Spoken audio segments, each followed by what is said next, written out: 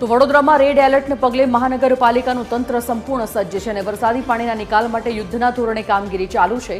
મનપા commissioner Arun બાબુની TV13 સાથે ખાસ વાતચીત પણ થઈ। પબ્લિક અનાઉન્સમેન્ટ સિસ્ટમથી લોકોને એલર્ટ કરવાના પ્રયાસ ચાલુ છે। વિશ્વામિત્રી નદી હાલ 8 ફૂટે છે એટલે ચિંતાની કોઈ વાત નથી તેવું પણ તેમણે કહ્યું અને સાથે કહ્યું કે આજવાનું લેવલ પણ 208 ફૂટે હોવાથી પાણી છોડવાની જરૂર નથી લાગી રહી। ખાસ તો નીચાણવાળા વિસ્તારોમાંથી જરૂર પડે સ્થળાંતરની કામગીરી કરવામાં આવશે। બોટ સહિતની મશીનરી સાથે ટીમો સતત ખડે પગે હોવાની વાત અરુણ બાબુએ કરી છે।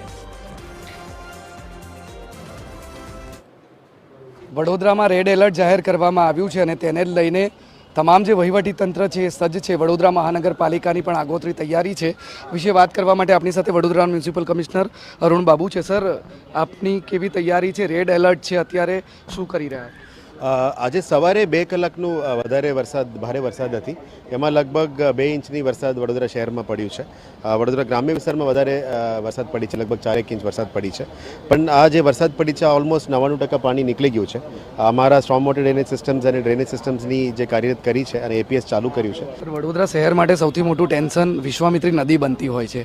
અત્યારે લેવલ કેટલું છે અને જો ભારે વરસાદ પડે તો એ લેવલ ક્યાં જઈ શકે છે અને આપણી તૈયારી કેવી? આજવા 208 છે એટલે 214 સુધી અમે ગેટ ખોલવાની પ્રશ્ન આવતું નથી। કાલાઘોડા પણ આપણે સ્ટાન્ડર્ડ લેવલ છે, કાલાઘોડા 8માં છે। ગયા વરસાદમાં કાલાઘોડા લગભગ 12 સુધી આવેલી હતી અને ફરી એ લો થઈ ગયું છે। અત્યારે 8 થી 28 પહોંચવામાં હજી બહુ વાર છે એટલે ઉપરવાસમાંથી આવતા પાણી અમે અત્યારે ખોલીએ તો જ વિશ્વામિત્રી અને શહેર માટે નુકસાનકારક થઈ શકે। અત્યારે એવું કંઈ પરિસ્થિતિ નથી। મોટાભાગમાં આપણે 50% કામગીરી સ્ટ્રોમ વોટર ડ્રેનેજ અને વોટર ડ્રેનેજ સિસ્ટમ્સ માટે ગયા વર્ષમાં કામગીરી કરી છે। હજી ઓગસ્ટ મહિના પછી જે ઓજી વિસ્તાર છે અને જે પરશુરામ ભટ્ટા અને નોર્થ ઝોનમાં એક ગાંધીનગર ગૃહવાળો કામ છે એ પણ શરૂ કરીશું। આવતા વર્ષ સુધી મોટાભાગમાં ડ્રેનેજનું કામ અમે કામગીરી કરવા માટે મહેનત કરી રહ્યા છીએ અને પ્રી મોન્સૂન એક્ટિવિટીના ભાગરૂપે જે ક્લિનિંગ છે વધારે મશીનરી પણ મંગાવી રહ્યા છે જેથી કરીને જેટિંગથી જ બધું ક્લિયર કરી શકાય।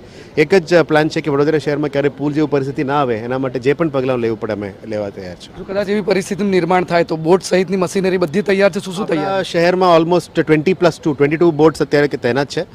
વહીવટી તંત્ર પાસે અમે SDRF અને NDRFની ટીમ્સ પણ અમે અત્યારે કાર્યરત કરીને રાખ્યા છે। બેકઅપ માટે વહીવટી તંત્રમાં કલેક્ટરશ્રી અને મારા સતત સંકલનમાં છીએ સવારથી જ, એટલે એવું કંઈ ચિંતાજનક પરિસ્થિતિ નથી અને બંનેને ઇક્વલી હેલ્પ કરવા માટે અમારી તમામ ટીમ એક સાથે કામગીરી કરી રહ્યા છે। વડોદરા મહાનગરપાલિકાની વિવિધ ટીમો અને મ્યુનિસિપલ કમિશનર પોતે ખડે પગે છે અને આખા શહેરમાં ફરી રહ્યા છે। કેમેરામેન જિગ્નેશ સોલંકી સાથે અમિત ઠાકોર, TV13 વડોદરા।